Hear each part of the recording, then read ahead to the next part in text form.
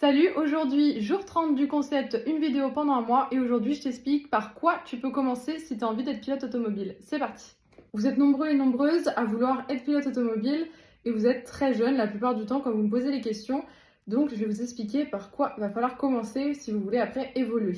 Alors pour commencer, la base de la base, il va falloir commencer par le karting. Pas forcément le karting de compétition, pas besoin d'aller jusque-là. Le karting de location, c'est déjà très bien. Le mieux, ça va être de vous renseigner si près de chez vous, il y a une piste qui propose des stages de pilotage en karting de location.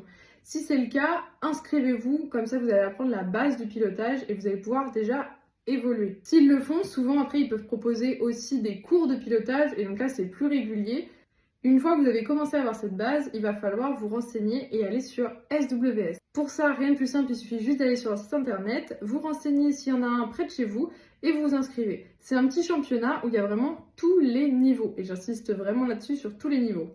Il n'y a pas besoin d'avoir du matériel ou quoi que ce soit ou même un budget fou. Dans tous les cas, le karting de location prête le matériel comme quand vous allez faire du karting. Pour le tarif, on est environ aux alentours de 30 jusqu'à 60 euros, mais ça va varier de la piste de karting ou même du secteur où vous êtes. Dès que vous êtes engagé sur le championnat, déjà essayez de gagner sur la piste où vous êtes inscrit. Si jamais vous réussissez bien, inscrivez-vous sur une autre piste où il y a plus de niveaux.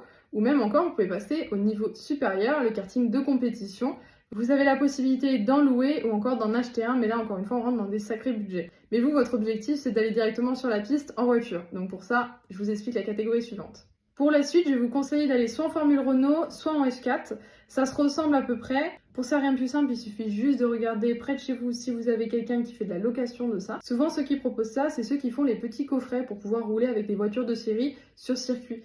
Ils ont souvent des voitures type monoplace. Mais le mieux, c'est directement de contacter des écuries qui font ça. Et donc là, ils vont vous proposer carrément un accompagnement avec un stage de pilotage. Et là, par contre, vous avez la totale, les ingénieurs et tout ça. Et donc là, souvent, ils ont une piste réservée et vous êtes vraiment sur la piste en train d'apprendre.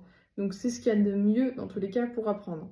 Et à partir de là, déjà, vous avez rencontré le milieu du sport automobile, vous êtes rentré dans cet univers, vous allez pouvoir connaître des gens et après, ça va se faire tout seul. Allez, sur ce, moi, je te dis à demain!